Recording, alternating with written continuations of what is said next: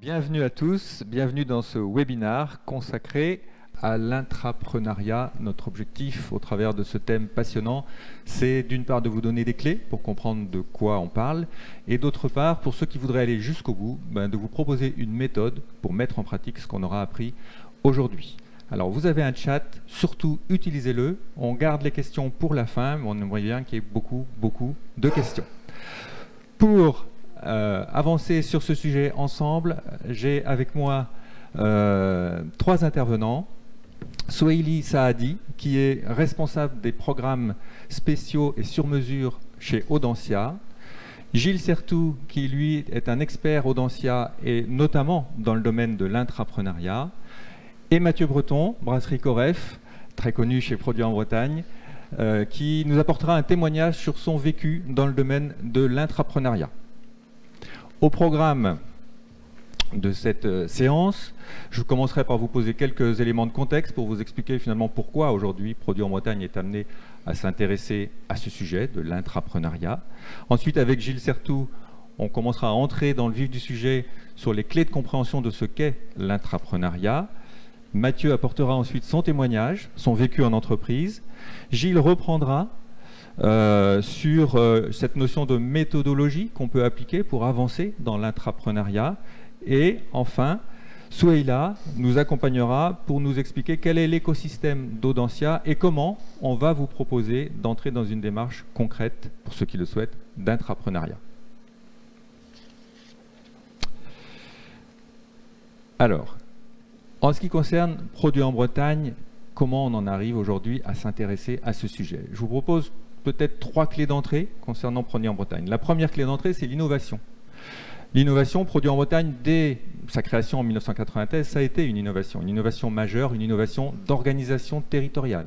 Et depuis, on a toujours été habité par cette question de l'innovation. On l'a fait vivre au travers du prix de la meilleure nouveauté, du prix des livres, du prix de la musique. On a créé récemment un label, le premier label RSE, Bretagne RSE 26000, c'est le premier label RSE territorial. Donc on est dans l'innovation et l'innovation est aussi un des 7 axes stratégiques retenus par Jean Coinon et le conseil d'administration pour notre projet stratégique Produits en Bretagne 2033. Donc premier point d'entrée, l'innovation.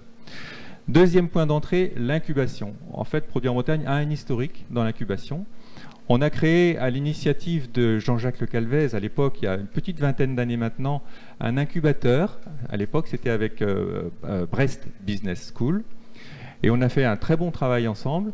Les parties prenantes ont pris des chemins un peu différents les uns les autres. Donc aujourd'hui, on n'est plus directement impliqué de la même façon dans cet incubateur. Et Produits en Bretagne souhaitait poursuivre un travail autour de l'incubation. Et on a souhaité le faire sous une forme un peu différente, parce qu'on constate aujourd'hui qu'il y a beaucoup d'incubateurs un peu partout en Bretagne. Et c'est sous l'angle de l'intrapreneuriat qu'on veut remettre un peu le métier sur l'ouvrage sur le métier. Et c'est pour ça que nous nous sommes rapprochés d'Audencia, qui a dans ce domaine une véritable expertise. La troisième clé d'entrée, c'est la mutualisation. Alors, au travers de ce mot-là, ce que je veux faire passer comme message, c'est que l'entreprise n'est plus aujourd'hui conçu, pensé comme un bloc autonome. En fait, une entreprise, c'est un carrefour de relations, c'est un carrefour de coopération.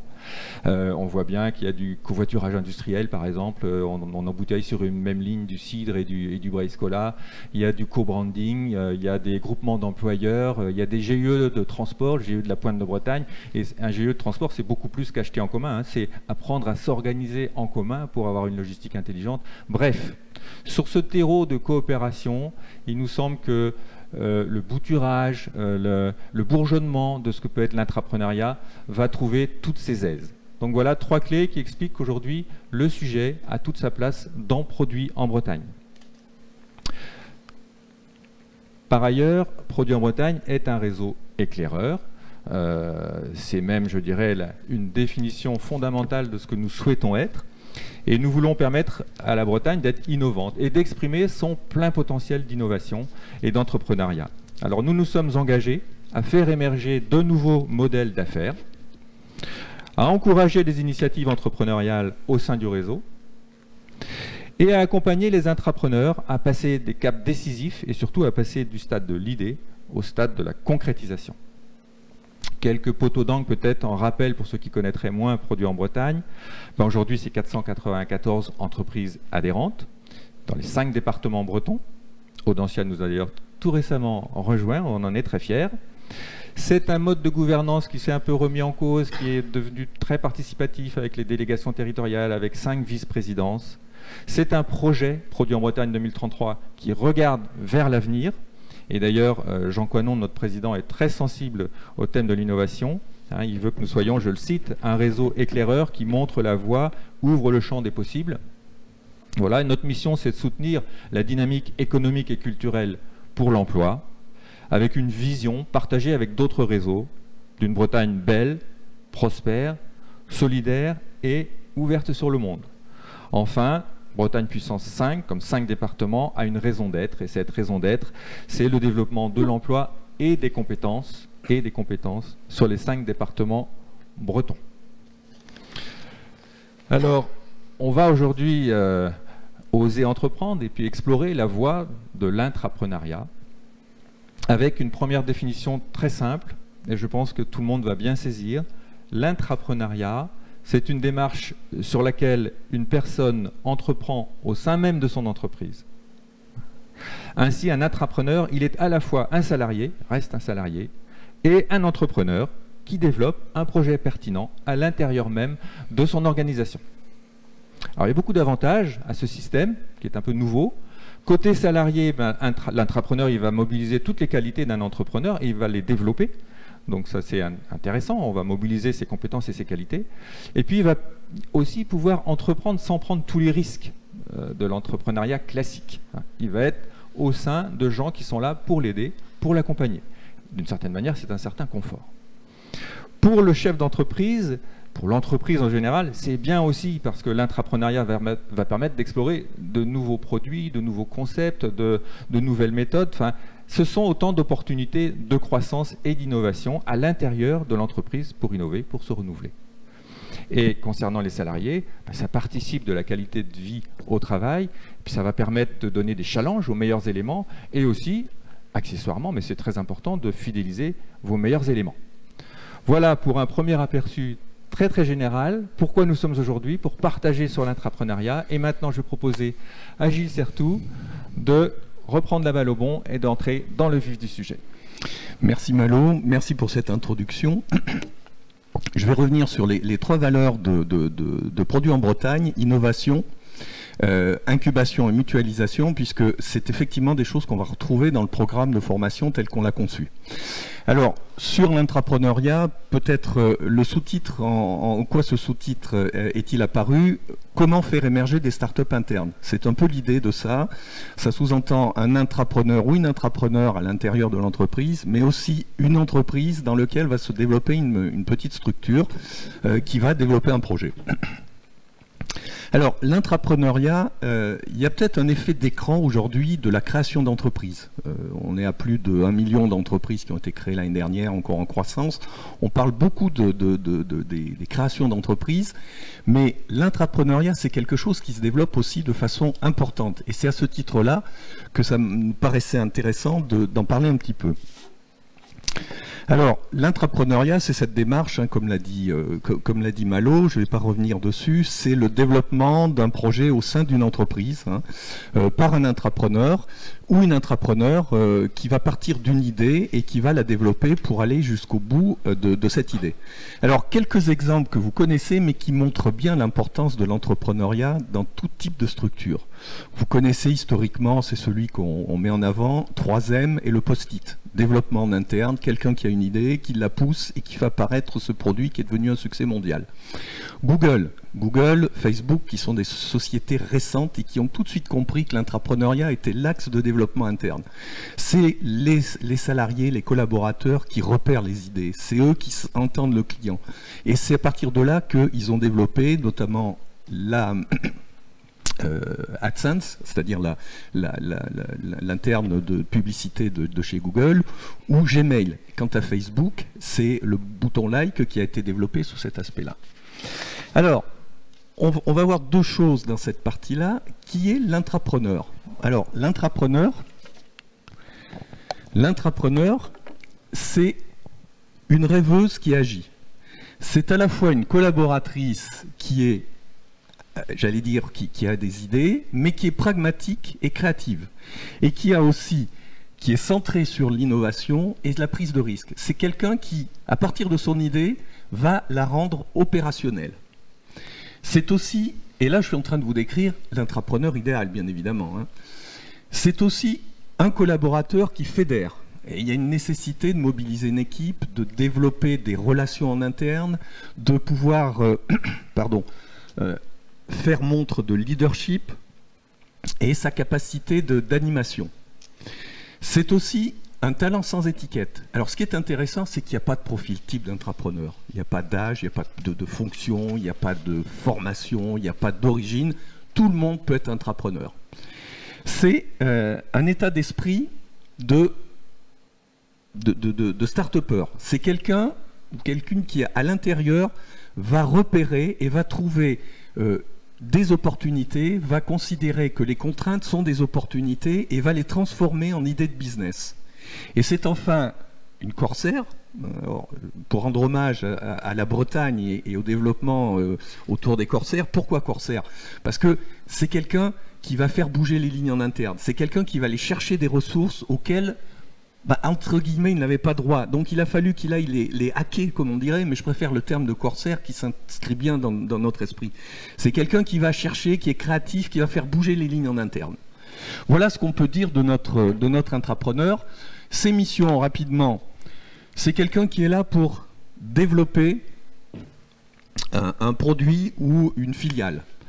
C'est quelqu'un qui va développer un nouveau produit. C'est quelqu'un qui va revoir et optimiser les méthodes de travail à l'interne, hein, ou les processus de production. Et c'est quelqu'un qui va trouver des nouvelles opportunités pour développer un projet.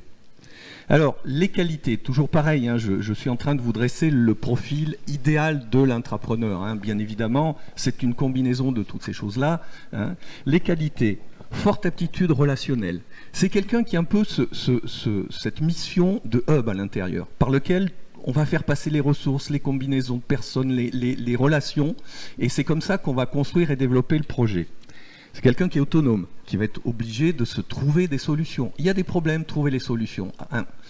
C'est quelqu'un qui est engagé. Engagé parce qu'on rentre dans le projet, on va jusqu'au bout. On va se heurter à des difficultés, mais bien évidemment, il faut aller au bout. Et on trouvera des solutions. C'est quelqu'un qui est orienté client. Bien évidemment, la préoccupation et la légitimité du projet, c'est le besoin ou le problème qu'on a identifié chez un client, qu'il soit interne, externe, chez un fournisseur, et à partir duquel le projet va se concrétiser. C'est quelqu'un qui a un certain goût du risque, bien évidemment, parce qu'on part d'une feuille blanche, et si on avait la solution tout de suite, ça n'aurait pas d'intérêt ou ça ne serait pas légitime, c'est que ça existe déjà. Et puis c'est une capacité à motiver les personnes. Et une dimension aussi, une petite dimension politique, je dirais, qui consiste à bien connaître la structure, l'environnement interne et externe. Les compétences clés, hein, on va les présenter rapidement. Management d'équipe, mobiliser, manager une équipe. Technique de gestion de projet, hein, organisation, processus, ressources nécessaires. Parfaite connaissance de l'environnement interne, externe de l'entreprise. C'est ce qui va lui permettre, contrairement à un entrepreneur, et je pense que là c'est un des avantages, c'est que elle ou il va savoir ce qu'il faut plutôt privilégier, faire, ne pas faire ou faire autrement. Et c'est quelqu'un qui va savoir mobiliser un budget aussi, hein, puisque ça fait partie des ressources, et qui sait négocier. Alors, cet intrapreneur, il y a des conditions pour qu'il puisse réussir, c'est que l'entreprise lui donne les moyens, entre guillemets, ou lui facilite la vie. Il faut qu'il soit au centre du processus d'innovation. Il faut l'aider à gérer sa trajectoire. C'est quelqu'un qui, du jour au lendemain, entre guillemets, va se trouver à gérer un projet, va sortir de sa fonction.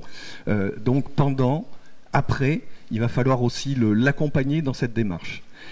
C'est quelqu'un pour qui il faut aménager l'organisation, éviter les processus, les structures trop lourdes, l'obliger à aller remonter au N+3 pour signer n'importe quel engagement. Il faut lui donner une certaine latitude. C'est aussi une entreprise qui doit accepter l'échec. On va démarrer sur un projet, il ne va pas forcément aboutir. Mais l'intérêt, c'est qu'on va éviter de partir sur quelque chose éventuellement qui aurait mobilisé des ressources, de l'énergie, de la frustration et qui permettra de tester en vraie grandeur. Et c'est enfin quelqu'un à qui il faut apporter un accompagnement, depuis l'idée jusqu'à la réalisation du projet. Et c'est bien autour de ça qu'on a construit ce programme de formation. L'entreprise, quels sont ses bénéfices? L'entreprise, elle, à partir du moment où il y a une dimension intrapreneuriale qui rentre, c'est une nouvelle culture peut-être orientée risque, prise de risque. Faut y aller, on va prendre des risques, mais c'est comme ça qu'on gagnera. C'est une entreprise qui va valoriser l'information et peut-être des nouveaux modes de management plus responsabilisants. Ça va permettre de libérer les forces vives en interne. Il y a des gens qui ont envie de créer, de développer. On va leur dire, vas-y, tiens, vas-y, fais-nous voir ce que tu peux faire et ce que tu sais faire. Et puis, dernier point, c'est ce qui permet de tester des idées en vraie grandeur, rapidement, pour éviter un jour d'avoir un regret, de se dire, pourquoi est-ce que ce sont les autres qui l'ont fait et pas nous? Et bien justement, on saura pourquoi on ne l'a pas fait et ce qu'on a fait, puisque souvent on pivote et on rebondit. Et si on l'a fait, on sera les premiers à l'avoir fait. Un dernier point pour conclure peut-être cette petite présentation. Il y a 3 signes qui sont indicatifs de l'intrapreneuriat à l'intérieur de l'entreprise. C'est quand vos talents partent créer des entreprises à l'extérieur. Ils ont des idées, ils ont des envies, ils ont un potentiel, ils vont le faire à l'extérieur parce qu'ils n'ont pas pu le faire à l'intérieur. C'est quand vos collaborateurs ont des idées, mais qu'on n'arrive pas à innover en interne. Les processus, l'organisation, les lourdeurs. Et dernier point, c'est quand vous voyez des acteurs qui viennent proposer des solutions de rupture, et vous vous dites, pourquoi est-ce que c'est pas nous qui l'avons fait? Et du coup, notre offre devient obsolète. Donc, voilà tout ce qu'on va mettre en œuvre dans la formation pour vous aider en tant qu'intrapreneur à développer un projet et pour aider l'entreprise à optimiser ce projet à l'intérieur de l'entreprise. Et je vais donc passer la parole à Mathieu, qui va illustrer. Des mains dans le hall. Oui, donc moi, c'est vrai que quand Malou m'a parlé de ce projet d'intrapreneuriat, en toute objectivité, je savais pas ce que ça voulait dire. Mais en fait, on le fait naturellement chez nous depuis des années, et je connaissais pas le mot. C'est vrai qu'il y a 15-20 ans, on n'était encore que 7. Aujourd'hui, on est un peu plus nombreux. Et ça a toujours été une façon chez nous de gérer l'entreprise, de donner aussi, d'accompagner, voilà. Et c'est pas simple d'oser. Le stress, l'appréhension, les frustrations, les doutes. Un entrepreneur, il est toujours passé par là. C'est pas facile. Et il faut oser y aller, comme dit mon associé, monte dans le train. Il repassera pas 2 fois. Mais c'est vrai que c'est pas simple. C'est des décisions qui sont impliquantes. On a des familles, on a des dettes, on a un rythme de vie, et il va falloir revoir beaucoup de choses. Donc c'est vrai que cette formule finalement interne que nous on accompagne beaucoup. En fait, ça permet de donner un sens à l'ambition tout en étant quand même protégé côté collaborateur, et pour l'entreprise, comme ça a déjà été dit, c'est un vrai plus puisque ça permet de structurer, de fidéliser, d'innover, de se développer. Donc c'est vraiment un deal gagnant-gagnant selon nous. C'est pour ça que j'ai accepté de venir d'ailleurs. Donc très clairement aujourd'hui, si on doit se dire qu'il faut se projeter ou s'illustrer, moi j'aurais 2 illustrations, peut-être 3. La dernière, c'est l'informatique. On a créé une filiale qui s'appelle Cobus, qui est née en décembre dernier. En fait, ce sont nos collaborateurs qui maintenant, en fait, ont une entité à part entière. Ils sont 3-4 maintenant, alors qu'ils étaient 1. Donc aujourd'hui, c'est une petite société de 4 personnes qui s'occupe de tous nos développements informatiques en interne. Un exemple nantais qui n'était pas sur ce document, mais qui est passé par Audencia, c'est Ludovic, notre commercial du Sud, qui était seul dans un garage il y a encore 13 ans, et qui aujourd'hui anime une équipe d'une 20aine de personnes, après avoir passé par une formation chez vous depuis peu. Et là, plus récemment, c'est vrai qu'on a aussi une de nos collaboratrices désireuses de voyage avec qui on est en train d'essayer de monter un plan sur le Nord-Amérique. À chaque fois, ce sont des aventures, à chaque fois c'est enrichissant. Pour moi également, qui les accompagne, parce que c'est toujours des choses intéressantes pour nous aussi. Beaucoup de découvertes. Voilà, faut oser en fait, c'est tout. Merci beaucoup Mathieu. Après ces explications et ce témoignage, je vous rappelle que ça suscite peut-être déjà dans votre esprit des questions et on sera très content d'y répondre à la fin. Donc n'hésitez pas tout de suite à les poser et on les garde pour tout à l'heure. On va maintenant passer à un petit intermède pour vous faire découvrir quel profil d'intrapreneur est le vôtre. Et vous allez voir, il n'y a pas un profil type, mais il y a beaucoup de possibilités et c'est Sohaila qui va nous y accompagner. Bonjour Malo, bonjour à tous. Vous avez pu entendre chacun vous expliquer ce qu'était l'intrapreneuriat et ce que pouvait être, en tout cas Gilles nous l'a expliqué, le profil idéal de l'intrapreneur. Avant d'aller plus loin dans la présentation et de vous présenter le parcours, ce qui va peut-être demain vous permettre en tout cas de nous rejoindre et de tenter l'aventure de l'intrapreneuriat, on va vous proposer un petit temps interactif pour essayer de déterminer comme ça un peu à chaud quel serait votre profil d'intrapreneur. Donc on va s'amuser. Là, je vous donne déjà quelques pistes à l'écran. Est-ce que spontanément, après avoir entendu Gilles, Malo et Mathieu sur l'intrapreneuriat, est-ce que vous vous sentez plutôt un enthousiaste illuminé à l'image d'une Phoebe Buffay dans Friends? Est-ce que vous êtes plutôt un aventurier, une aventurière? Ou est-ce que vous vous identifiez plus facilement à un MacGyver, un ingénieur, un technicien? Ou est-ce que vous seriez peut-être le sceptique de la bande? En matière d'intrapreneuriat et en matière d'innovation, parfois il existe en fait pas qu'un profil. Mais pour vous aider en tout cas à vous positionner, je vous propose d'abord de visionner un petit film. C'est un extrait, un court extrait d'une conférence qui s'appelle, dédiée justement à l'innovation, qui s'appelle Innover à tous les coups ou presque. Et sur cet extrait, je vous propose d'écouter Fred Colantonio, qui est criminologue de formation et qui a modélisé le profil type des intrapreneurs ou en tout cas des personnes qu'on retrouve parfois dans les équipes d'innovation. Donc il va vous donner des pistes et puis après qu'on ait visionné ces petits extraits, vous pourrez nous mettre dans le chat, nous dire si vous vous sentez plutôt Phoebe Buffay ou plutôt MacGyver. Je voudrais vous présenter les 3 profils majeurs qui constituent une Dream Team innovante. Selon moi, en toute simplicité et humilité, c'est ceux que j'ai vus à chaque fois dans des entreprises chez qui l'innovation fonctionne. Premier profil dont on a besoin quand on veut innover, notre ami Phoebe Buffay. Si vous avez regardé la série Friends, vous savez qui c'est. Si vous ne savez pas qui c'est Gillis Lundgren. Donc c'est la personne qui systématiquement va générer toutes les idées tordues. Son métier s'arrête là. Ça veut dire qu'il est possible, peut-être certains d'entre vous, si vous travaillez dans des organisations, dans des boîtes petites, moyennes ou grandes, que c'est Monique ou Marcel que vous avez mis dans le placard. Vous savez, la personne à qui on a dit « mais toi, ne viens plus aux réunions », parce qu'au final, nous, on est process, procédure, méthodologie, et toi, tu viens toujours avec tes idées à la con. Vous voyez ? Mais si on veut innover, il faut rappeler cette personne-là, en lui disant « viens peu redire ce que tu disais avant, peut-être qu'il y a quelque chose qu'on va pouvoir utiliser ». Premier profil, on a besoin du créatif, enthousiaste illuminé, le créatif, celui qui va générer les idées. Alors parfois, il arrive à combiner avec le deuxième profil que je veux vous montrer, mais c'est quand même assez rare, souvent on a besoin du tandem. Le deuxième profil pour innover, on a besoin de quelqu'un qui va partir à la guerre, quoi. On a besoin de l'équivalent, ça c'est la version moderne, mais on a besoin d'Indiana Jones, quoi. Vous voyez ? On a toujours besoin de Jennifer, hein, mais on a besoin d'Indiana Jones aussi.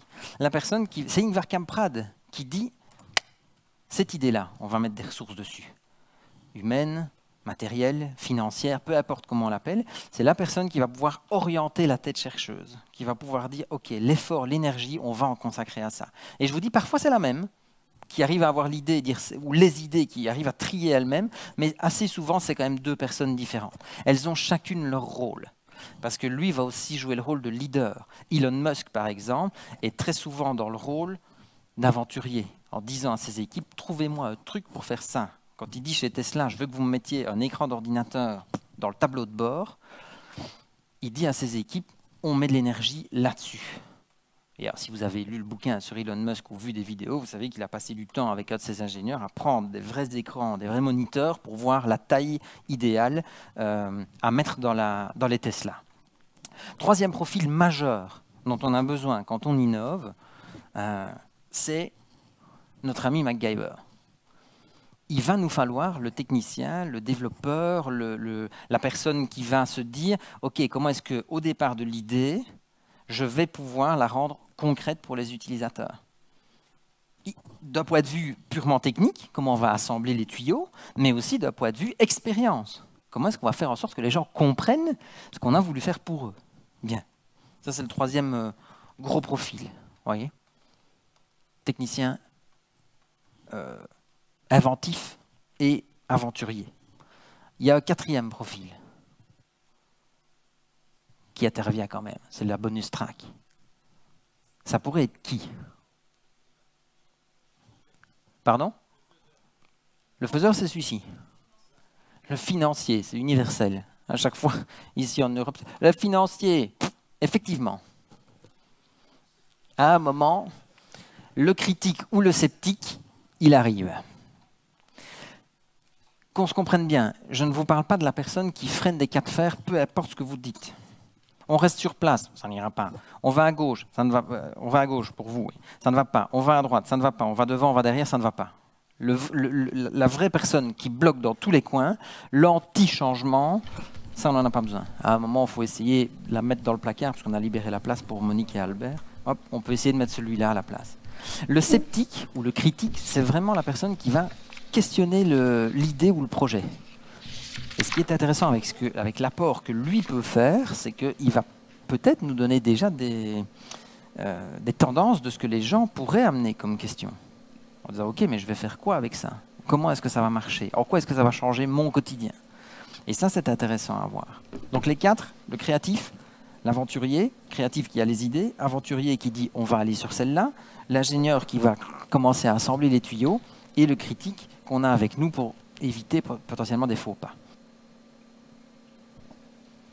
Vous venez d'entendre Fred Colantonio vous donner, en tout cas, sa vision des 4 profils d'intrapreneurs, en tout cas des profils qui participent au projet d'innovation. Donc n'hésitez pas spontanément à nous dire dans quel profil vous vous retrouvez le plus ou à contrario, dans quel profil vous ne vous retrouvez pas du tout. On va continuer dans cet état d'esprit et je vais vous donner d'autres profils d'intrapreneurs, là, sans vidéo, sans support vidéo. Je vous laisse les découvrir à l'écran. Et puis, vous allez voir, à chaque profil correspond une définition à proprement parler. Vous allez retrouver des éléments en commun avec les profils que nous propose Fred de manière un petit peu plus décalée. Là, on est sur un ton moins léger, mais on retrouve quand même voilà, un fil rouge sur les compétences ou en tout cas les qualités ou les signes distinctifs de profils, en tout cas liés à l'innovation. Vous avez effectivement des profils plutôt clarificateurs. Certains vont jouer un rôle plutôt d'idéateur, d'autres de réalisateur et d'autres de développeur. Ce qu'il faut savoir, c'est qu'on ne retrouve jamais un intrapreneur 100% sur un profil. L'idée, c'est que là, pareil, de manière extrêmement spontanée et conviviale, vous puissiez vous positionner sur plus ou moins un des profils selon la définition qui en est donnée. Ça pourra être utile plus tard aussi pour remplir, si vous le souhaitez, en tout cas le dossier de candidature lié à l'intrapreneuriat par rapport à la méthodologie et le parcours qu'on va vous proposer tout à l'heure. Ça pourra donner des clés, en tout cas de main de compréhension à Gilles, à Malo et à Mathieu qui vous recevront en entretien. Je vous laisse encore quelques secondes pour découvrir ça à l'écran, nous mettre votre résultat dans le chat et puis on va passer à la suite et on débriefera de ça tout à l'heure. Et je redonne la parole à Gilles. Vous avez un profil d'intrapreneur, peu importe celui qu'il est, puisqu'on a vu qu'il y a plusieurs profils potentiels. Vous avez une idée en tête. Ce qui manque, c'est le lien entre les deux. Et le lien, c'est la méthodologie. Et la première question qu'on peut se poser, effectivement, c'est est-ce qu'il existe une méthodologie propre à l'entrepreneuriat? Alors, la réponse est non. Réponse est non. Ah oui, on va directement à l'essentiel. Et je vais vous expliquer pourquoi.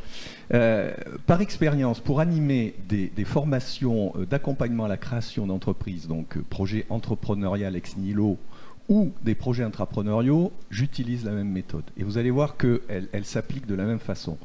La différence entre les deux, c'est au niveau des modalités d'accès aux ressources et de mise en œuvre. Dans un cas, l'intrapreneur dispose ou négocie ou cherche à obtenir les ressources disponibles à l'intérieur de l'entreprise.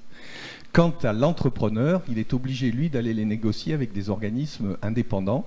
Et c'est là toute la différence. Mais sur la méthode, on va avoir exactement la même chose. Et c'est ce que je vais vous présenter. Alors, la méthodologie, sa caractéristique, j'allais dire, il y a 2 points importants autour duquel on l'a construite. Et c'est là qu'on retrouve aussi certaines des valeurs de Produits en Bretagne. La première, c'est que toute acquisition de connaissances méthodologiques sera automatiquement et immédiatement mise en application sur les projets que vous allez présenter. À savoir que un temps de présentation, un temps d'application, un temps de débriefing, et c'est là où on a une mutualisation, puisque vous allez vous enrichir mutuellement de vos idées, des remarques, des points, des questions.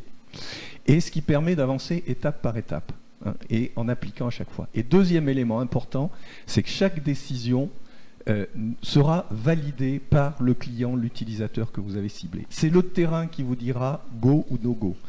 On ne va pas travailler en laboratoire, on va travailler sur le terrain. Donc voilà les 2 points importants sur la méthodologie qui peut la caractériser. Les objectifs de cette méthodologie, et ils sont assez simples, hein, vous allez voir, on va suivre un prolongement. D'abord, identifier et valider une opportunité entrepreneuriale. Vous avez une idée, c'est la meilleure du monde, j'en suis persuadé, et parce que c'est votre idée, mais avant toute chose, il faut aller la valider sur le terrain. C'est le terrain qui vous dira si c'est une bonne idée ou si c'est une, entre guillemets, mauvaise idée. Il n'y a pas vraiment de bonne ou de mauvaise idée, il y a une mise en œuvre de l'idée.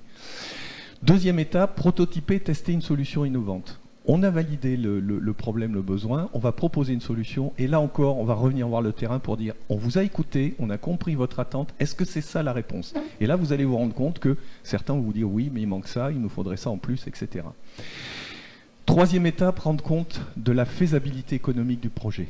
On va engager des ressources, on a des objectifs, il va falloir générer des revenus, et il va falloir voir la faisabilité et la pérennité potentielle du projet. Étape suivante, réaliser un business plan et budgétiser la stratégie et sa mise en œuvre. On a une vision du développement sur les 3 ans à venir, comment on se développe. Hein. Et puis dernière étape, communiquer stratégiquement sur le projet, c'est tout simplement le pitcher pour être capable en 10 minutes, puisque ce sera la règle du jeu, d'expliquer en quoi le projet est faisable et pérenne. Pour rentrer un petit peu plus dans le détail de la méthodologie, les étapes. Première étape, comprendre le problème ou le besoin utilisateur et le valider sur le terrain. Un exemple du faux problème. On interroge les gens dans un ascenseur, ils vous disent « il est trop lent ». Si vous vous contentez de cette réponse, vous allez voir l'ingénieur et vous lui dites « accélère-moi l'ascenseur ». Ok, ça coûte cher, on gagne un epsilon de seconde. Et en fait, les gens, vous les interrogez après, ils vous disent « c'est toujours trop long ». Parce que, en fait, le vrai problème, c'est pas que ça soit long, c'est qu'on s'ennuie dans l'ascenseur. Donc, on va mettre des informations, on va mettre des écrans, on va faire dérouler des éléments, et c'est ça le vrai problème. Donc, vous voyez que se méfier du problème qu'on pense avoir identifié tant qu'on n'a pas été le creuser pour dire « mais attends, qu'est-ce qu'il y a derrière ce problème ?» Parce que derrière, vous allez construire une solution par rapport au problème. Et si le problème est mal posé, la solution, elle ne sera pas pertinente. Juste une citation d'Einstein. Einstein disait « si j'ai 1 heure pour résoudre un problème, 55 minutes pour poser le problème, 5 minutes pour trouver la solution. » Donc, je vais vous frustrer parce que vous allez vouloir aller sur le terrain pour dire « allez, on y va, on démarre ». Je dirais non, le problème n'est pas encore assez clairement posé, on n'est pas sûr que ça soit celui-là. On recommence, on repart. Deuxième étape, présenter les personas cibles. Alors les fameux personas, c'est la représentation de nos clients types. Hein. Celui ou celle qu'on aura au-dessus de la tête en se disant chaque fois que j'avance d'une étape, est-ce que je suis toujours en concordance avec mon persona? Et puis identifier son expérience client, son parcours client, où est-ce que je dois être présent, avec quelle information, quel élément, pour pouvoir l'accompagner, lui tenir la main jusqu'à l'arrivée. Ce que je veux, c'est que il ait compris que ma solution correspond à ce qu'il attend et qu'en plus, je l'aide à l'acheter. Hein. Il faut que je l'amène jusqu'au bout. Donc, il va falloir construire ça. Troisième étape, là, on va formaliser une solution avec des fonctionnalités, une proposition de valeur. Proposition de valeur, c'est en quelques mots dire ce que vous avez de différenciant. Et en gros, c'est ce qui répond à la question que va vous poser le client potentiel ou l'utilisateur. Qu'est-ce que j'y gagne, moi ? Juste un exemple. Regardez Airbnb, sa proposition de valeur, elle est assez simplement présentée. Trouver des hébergements uniques à des prix incroyables dans 191 pays. Ils ont tout dit à l'intérieur de ça. Et ils vous amènent sur ce que vous êtes en recherche à l'origine, hein, puisqu'ils ont peut-être un peu évolué, ils se sont développés. Mais voilà ce qui est une proposition de valeur. Donc on va trouver cette proposition de valeur, on va la construire. L'étape 4, définir le business model. Business model, c'est à la fois les sources de revenus et de coûts. Comment je gagne de l'argent? Quelles sont mes structures de coûts? Le business model, c'est d'aller chercher l'ensemble des revenus potentiels. Peut-être juste un exemple. McDo est devenu ce qu'il est parce qu'ils ont modifié leur business model. À l'origine, dans les années 50-60, McDo, ils prennent une petite commission sur chaque hamburger qui est vendu. Aujourd'hui, ça correspondrait à 15 centimes. Vous imaginez qu'avec ça, il faut en vendre et en plus, il faut les piloter. Et un jour, il y a quelqu'un qui dit à Ray Kroc, le fondateur, en fait, il lui dit « Mais non, c'est pas ça le business model. Le business model, c'est de construire dans les zones à fort passage des lieux, des magasins, enfin les restaurants dans lesquels les gens vont s'arrêter. Et du coup, vous passez au foncier et vous êtes là pour développer une activité du foncier pour le business model. Et vous voyez que les sources de revenus ne sont pas du tout les mêmes et ça oblige à réfléchir. Et c'est comme ça que McDo s'est développé, qui reste encore, je crois, le premier propriétaire foncier privé au monde, parce qu'il a construit son modèle économique là-dessus. Autre point, le processus d'acquisition client, effectivement, comment on acquiert le client. Et puis, autre élément important, l'organisation des ressources et nécessaire pour délivrer la proposition de valeur. On fait une promesse. Il va falloir que la solution corresponde à cette promesse. Si le consommateur ne retrouve pas la promesse, il va s'en aller et il va vous faire une contre-publicité. Et enfin, dernier élément dans le business model qui est important et sur lequel on va s'appuyer sur le savoir-faire de produits en Bretagne, avec Bretagne RSE 26000, c'est de se dire dans mon business model quels sont les impacts positifs et négatifs. Je les identifie, je les structure et je fais avec. Cinquième étape, formaliser la stratégie. On va passer à la dimension opérationnelle, plan marketing, plan commercial, business plan, organisation logistique, organisation RH, tout ce qui va vous permettre de mobiliser ces ressources et de les mettre en œuvre pour pouvoir obtenir un résultat de vente. Et puis dernière étape, communiquer pour pouvoir convaincre de la faisabilité et de la pérennité du produit, du projet. En 10 minutes, il faudra qu'on ait convaincu. Donc on va travailler sur tous ces aspects-là. Voilà.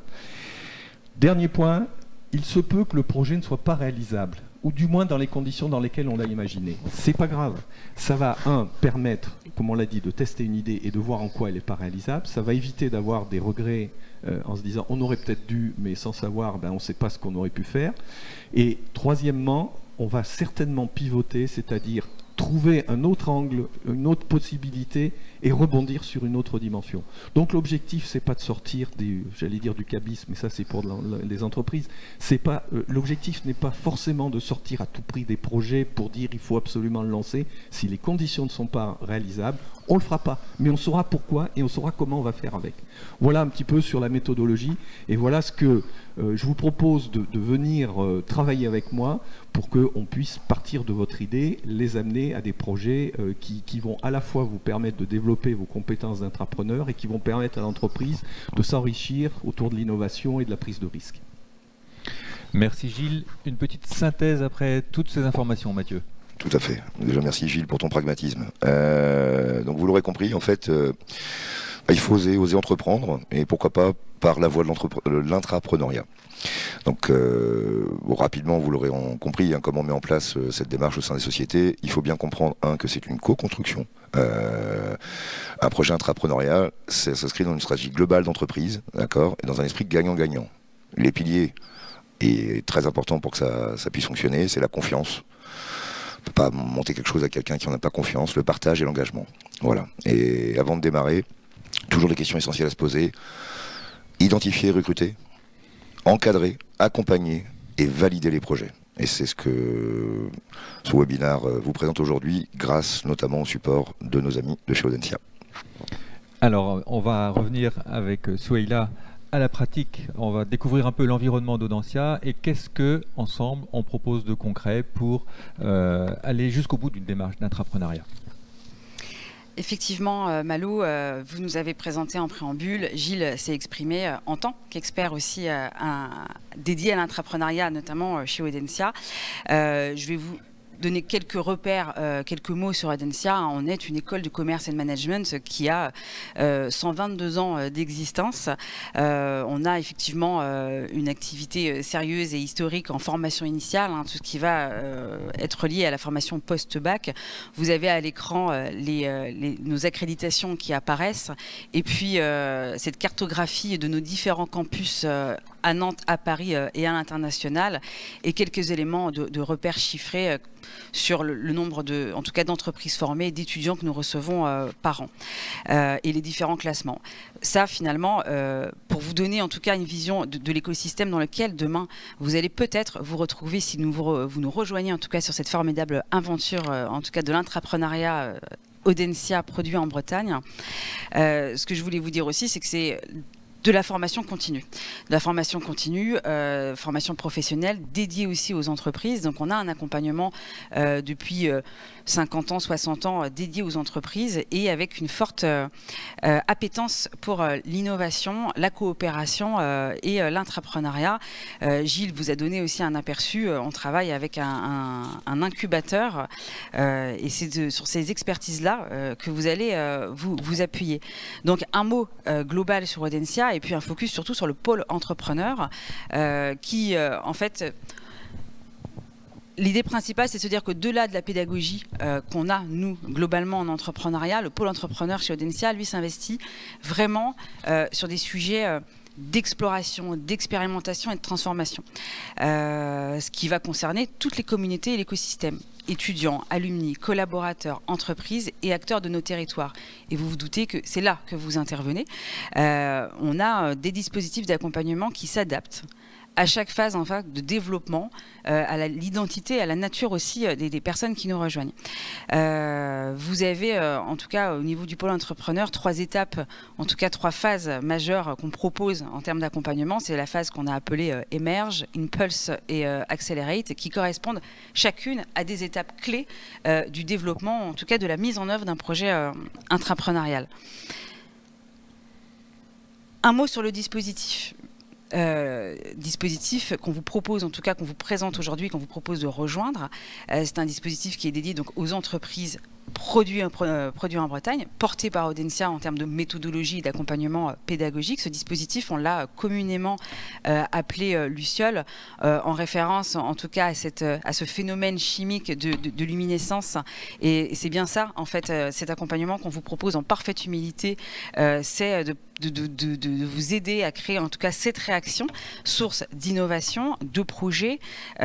Comment on passe de l'idée au projet, c'est voilà, la raison d'être en tout cas de ce partenariat. 4 étapes dans ce dispositif. Désignation des parrains au sein des entreprises. Mathieu nous le disait en synthèse, la condition de réussite de l'intrapreneuriat et comment on le conçoit aussi au sein de Produits en Bretagne, c'est une notion de coopération, de partage, d'engagement et de confiance. Donc ça nous paraissait tout à fait évident d'avoir des relais, des référents et des coordinateurs au sein même des entreprises qui demain vont se porter volontaires pour ces projets. Donc désignation de parrains au sein des entreprises qui vont s'engager dans le dispositif, puis en détection et sélection des salariés porteurs des projets. Ça se fera à travers des entretiens, je vous en dis plus dans quelques minutes. Et puis intégration et déploiement des porteurs de projets dans le dispositif. Et enfin, développement des projets et restitution individuelle. Quand on dit déploiement des projets, Gilles disait, certains ne verront peut-être pas le jour de manière opérationnelle. Il n'empêche qu'une fois engagé dans le dispositif, vous soutiendrez le fruit de votre travail et de votre réflexion. Et ce sera l'occasion justement d'expliquer pourquoi on ne met pas en œuvre ou pourquoi on met en œuvre. Un dispositif donc dédié aux entreprises, soutenu par le pôle entrepreneur d'Audencia, travaillé pour Produits en Bretagne, avec des objectifs très clairs, qui sont en fait les objectifs d'une démarche entrepreneuriale. Gilles les a cités tout à l'heure, je ne vais pas le paraphraser, vous les avez à l'écran. Identifier, valider une opportunité intrapreneuriale jusqu'à la réalisation d'un business plan et d'un budget lié à sa stratégie et à sa mise en œuvre. On a 2 étapes incontournables du programme, et ces 2 étapes qui reposent en tout cas sur le modèle de l'incubateur. C'est la phase Emerge et c'est la phase Impulse. Je ne rentre pas dans le détail parce que ça donnera lieu effectivement demain, quand vous allez rentrer dans le dispositif, à des temps collectifs où on va rentrer dans la colonne vertébrale du dispositif. Le parcours, vous avez une vue d'ensemble avec le détail du nombre de jours adossé à chaque étape. Vous retrouvez les phases Inspire, Emerge, Impulse. On a prévu aussi un temps d'accompagnement des parrains. Il est évident que ces parrains, ils doivent vous suivre sur toute la durée de votre projet. Et donc, il nous paraissait pertinent et opportun de les accompagner, à vous accompagner. Les livrables, ils constituent en préambule un dossier de candidature à remplir, main dans la main, je dirais à 4 mains, avec l'entreprise, avec l'employeur et le porteur de projet, puisqu'on vous l'a dit, toute démarche de projet intrapreneurial dans le cadre de ce dispositif devra être en lien avec la stratégie de l'entreprise. Donc c'est un dossier de candidature que vous remplirez conjointement, porteur de projet et employeur. Et puis, in fine, à l'issue du dispositif, vous aurez effectivement un écrit rédactionnel, un mémoire écrit, un livrable écrit qui rend compte de votre travail dans le détail. Et puis on vous écoutera avec beaucoup de plaisir en phase finale, en restitution, sur ce fameux pitch entrepreneurial où vous allez nous expliquer par quoi vous êtes passé, à quelle conclusion vous arrivez, et vous allez devoir nous convaincre que cette idée est la bonne. En termes de lancement, quelques éléments d'agenda, de date, les entretiens. J'ai pas envie de les appeler d'entretien d'admission. C'est trop scolaire, c'est trop pédagogique, et nous, on reçoit des intrapreneurs. Mais en gros, l'idée, vous l'avez. C'est-à-dire qu'on va se réunir les 21 et 27 juin à l'occasion de 2 matinées. Je dis on, mais ce sera surtout à ces messieurs de vous écouter et de vous recevoir. Et vous allez avoir une première phase, vous allez pouvoir présenter votre projet. Je dirais quelque part le défendre. En tout cas, nous amener à penser que vous avez cette occasion, en tout cas cette opportunité d'intégrer le dispositif et qu'il peut en émerger quelque chose de formidablement positif pour vous, pour votre entreprise et pour nous aussi. Et puis du 5 juillet au 27 septembre, on procédera à une phase plutôt d'inscription et d'intégration dans le dispositif pour une rentrée que nous avons fixée aujourd'hui au 18 octobre, mais cette date n'est pas complètement figée dans le marbre. On laissera aussi le temps de la réflexion aux porteurs de projets et aux entreprises. Disons qu'on est sur une projection sur le dernier trimestre, en tout cas de l'année, pour pouvoir démarrer ce dispositif. Sur la date, effectivement, on se laisse un petit peu de latitude parce qu'on croit aussi à la force du collectif et on a envie que vous vous mobilisiez à plusieurs pour avoir aussi cet esprit de corps, cet esprit de promo, parce que l'entrepreneuriat, c'est ça aussi. Le dossier de candidature, il sera à télécharger directement dans le fil de conversation. Vous pourrez aussi le recevoir par mail. Il va être très simple, hein. C'est un document en PDF qu'on va vous inviter à télécharger, à remplir à la main. Si vous avez envie de le compléter avec des annexes, évidemment, si vous avez des éléments à apporter en plus, qu'on n'aurait pas pensé, en tout cas à nous, à mettre dans le dossier, la parole est parfaitement libérée, donc sentez-vous parfaitement à l'aise, en tout cas, de compléter votre pensée avec des annexes. Une fois que ce dossier sera donc du coup rempli, et je dirais presque co-validé aussi entre les porteurs de projet et l'entreprise, on vous invite à l'imprimer, à le scanner, à nous l'envoyer. L'adresse mail, ça apparaît à l'écran, on vous la redonnera évidemment. Et sur la base de dossier de candidature, Malo, Mathieu et Gilles vous entendront à l'occasion des 21 et 27 jours. Merci beaucoup, Souheila. On va pouvoir passer à la partie de réponse aux questions qui nous sont parvenues. Je pense que c'est important de repréciser, hein, vous l'avez bien senti dans l'articulation de ce webinaire, la première partie était je dirais de la découverte pour tous, et la deuxième partie c'est vraiment une proposition concrète, quasiment un appel à projet pour ceux d'entre vous, dirigeants ou salariés qui souhaiteraient se lancer dans cette démarche d'intrapreneuriat. Donc parlez-en autour de vous, on est bien sûr intéressé par tous les projets qui vont pouvoir remonter. Vous avez les instruments qui vous permettent d'entrer dans la démarche. Alors peut-être qu'il y a une première question, une question qu'on n'a pas abordée, je pense que c'est certainement quelque chose qui viendra, c'est quel budget ça représente pour une entreprise d'inscrire quelqu'un à cette formation intrapreneuriale. Peut-être un petit mot là-dessus? Alors effectivement, ça représente un budget, il y a un investissement, hein, parce qu'on parle beaucoup de l'investissement en temps, motivation, mais il y a un investissement financier. Il est prévu. On a fait le distinguo, en fait, l'idée étant de ne pas parasiter les porteurs de projets, clairement aussi avec ces sujets-là, mais qu'ils aient conscience. En fait, on a décidé que cette question serait une question qui serait traitée entre les employeurs et les porteurs de projets. Il est donc prévu que vous receviez, selon la nature en fait de votre... que vous soyez porteur de projet ou employeur, vous allez recevoir chacun une présentation qui reprend évidemment les éléments qu'on a présentés là, et les employeurs auront accès à ce budget puisque vous êtes soutenu par l'entreprise, et donc le financement et le budget sera donc du coup assumé par l'employeur. Il est donc prévu qu'on vous communique ce budget. Je ne l'ai pas en tête, mais on est sur un forfait, en tout cas à l'entrée, parce qu'il y a un phénomène d'option, en tout cas sur cette entrée en dispositif, puisque vous l'avez compris, Gilles va vous accompagner sur des étapes liées à la maturité du projet et à la nature des problématiques potentielles que vous allez rencontrer, qu'elles soient techniques, qu'elles soient économiques. Et donc vous avez un premier socle commun, qui va être commun à tous les porteurs de projets, avec un ticket d'entrée qui a été fixé à un forfait. Et puis selon que vous allez devoir aller plus loin, gratter plus loin, aller un petit peu plus sur le terrain, l'entreprise aura le choix de vous accompagner plus loin sur votre démarche, et ça fera aussi l'objet d'un consensus et d'une démarche partagée. Je laisse Malo et Mathieu, s'ils le souhaitent, en tout cas communiquer le budget, s'ils le souhaitent là directement, le cas échéant. Les employeurs, en tout cas, recevront une présentation sur laquelle le budget apparaît. Je laisserai Mathieu préciser, mais d'abord, c'est un budget raisonnable, c'est peut-être une inquiétude que vous pouviez avoir. Il y a, effectivement, c'est important de le dire, il y a un chemin commun, un tronc commun, donc 2 étapes qui seront obligatoires, il y a une base, puis après, c'est vraiment en fonction de l'évolution du projet et du besoin d'accompagnement qu'il peut y avoir des suppléments. Et pour le tronc commun, je sais qu'on est dans quelques milliers d'euros de mémoire, hein, je pas... Ouais, 5-6 000 Alors, pour ces milliers d'euros, vous trouverez en défilant le RIB de ma société panaméenne. non, pour relativiser, moi j'ai vu les budgets, c'est effectivement quelques milliers d'euros. Il faut voir ça comme un budget de recherche et développement. Et il ne faut jamais oublier que c'est une mise. Le but étant, si tout se passe bien, d'aboutir à quelque chose de bon pour tout le monde. Donc, qui ne prend pas de risque, gagne pas d'argent. Mais raisonnable et raisonnable grâce à cette mutualisation. Vous voyez, on retrouve cet esprit aussi mutualisation. En mutualisant nos forces et en mutualisant les implications, vous accédez à un budget, en tout cas d'intrapreneuriat, qui est accessible. Ça aurait été effectivement. Faire une petite promo avec au moins une dizaine de porteurs de projets, et ce sera d'autant plus intéressant parce que justement, quand on est intrapreneur, on se pose les questions des entrepreneurs, on est un peu seul, et donc c'est aussi une occasion de partager. C'est très intéressant. Si on avait fait ce programme seul, pour rebondir sur ce que tu dis, le coût aurait été très différent. Alors une autre question, pas facile de se positionner sur un profil parmi ceux qui étaient proposés. Alors comment intraprendre avec des profils si différents? Comment fédérer aussi autour d'un projet? Qui est-ce qui veut prendre? Qui est-ce qui veut répondre?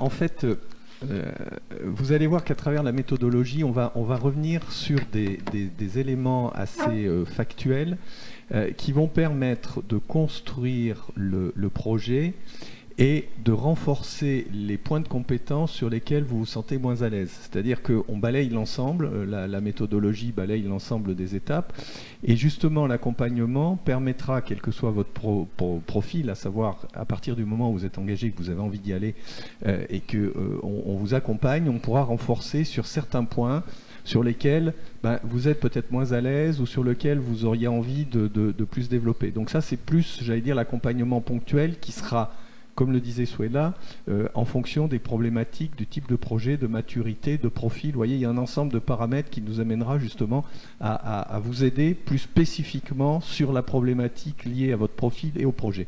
Puisque le succès, c'est l'adéquation profil-projet. Hein. Ça, c'est quel que soit le projet, entrepreneur, intrapreneur, peu importe. Donc, on fera en sorte d'avoir cette adéquation et de vous accompagner sur ces dimensions-là. Et puis sur la question des profils, si vous faites référence effectivement à ce que propose Fred Colantonio, ou quand on parle d'idéateur ou de clarificateur, c'est ce que je vous disais, l'idée, c'est toujours la question quand on fait des petits tests de personnalité, c'est que ça ne doit pas être enfermant et il n'y a pas de bon ou de mauvais profil. L'idée, c'est de prendre plutôt conscience de ces axes de progression, de ces forces, et de capitaliser sur celles-ci, et puis de se dire que si je suis un sceptique mais que j'ai quand même envie d'intraprendre, dans les ressources que vous allez mobiliser vous-même dans votre démarche intrapreneuriale au sein de l'entreprise, vous allez veiller peut-être à aller vous entourer d'un ingénieur, d'un MacGyver, d'une Phoebe Bouffet et peut-être d'une aventurière, d'une Jennifer Lawrence. Et c'est ça qui est important, c'est que le sceptique comme l'aventurière, et puis c'est ce que je dis, on n'est jamais 100% aventurier et 100% Phoebe Bouffet, c'est juste qu'on a besoin de tous ces profils-là, et si vous vous sentez plus l'un que l'autre, eh ben c'est pas grave, vous avez toute votre place, votre légitimité, vous avez le droit d'aller chercher, en tout cas, d'aller vous nourrir de ces autres profils-là. C'est d'ailleurs l'avantage du programme d'intrapreneuriat, c'est qu'on n'est pas seul. Tout à fait. Alors j'ai une question sur les freins, en fait. Qu'est-ce qui peut freiner culturellement dans l'entreprise la mise en place d'une démarche d'intrapreneuriat aujourd'hui ? Un frein important, c'est que, comme je disais, l'intrapreneur, elle va faire bouger les lignes. Donc il faut que l'entreprise soit prête à accepter de l'autonomie, éventuellement, comme je disais, des corsaires, c'est-à-dire qu'on va trouver des cheminements pour aller à la ressource sans prendre peut-être le trajet habituel, la hiérarchie, parce que derrière, il faut aller vite, il faut développer. Donc, le risque, mais un risque à partir du moment où on en est conscient, on accompagne derrière. Le problème est, une fois posé, on va trouver une solution. Moi, c'est le principal risque, c'est qu'à un moment, l'intrapreneur fasse, entre guillemets, un peu peur par ses prises d'initiative, mais qui sont fondées parce que son objectif, c'est le projet, c'est le développement du projet, et à partir de ce moment-là, c'est son orientation client, et puis la structure, elle est là pour aider et pas pour retenir. Donc ça peut être peut-être ça, cet élément qui peut faire peur à l'entreprise, quoi. Moi, je rajouterais aussi un autre point, c'est le temps. Le temps peut être un frein et fait parfois peur. Tiens, il va falloir que je m'implique plus. Objectivement, c'est un mal nécessaire. Sinon, rien, ça bouge jamais. Belle réponse. Je ne sais pas s'il y a d'autres questions dans le chat. A priori pas. Donc je pense qu'on est arrivé au terme de notre webinaire. Merci beaucoup à vous tous de l'avoir suivi. Et donc dans les étapes qui vont venir maintenant, c'est très important, on va vous envoyer tous les documents pour ceux qui souhaiteraient se lancer dans un projet d'intrapreneuriat et nous le soumettre. On va d'ailleurs, parlez-en autour de vous. Vous étiez une trentaine aujourd'hui d'inscrits, mais en fait beaucoup d'autres, je l'espère, sont concernés. Donc n'hésitez pas à en parler autour de vous. Et puis à très bientôt pour ceux qu'on aura la joie et le plaisir de recevoir dès le 21 juin. Kenavo.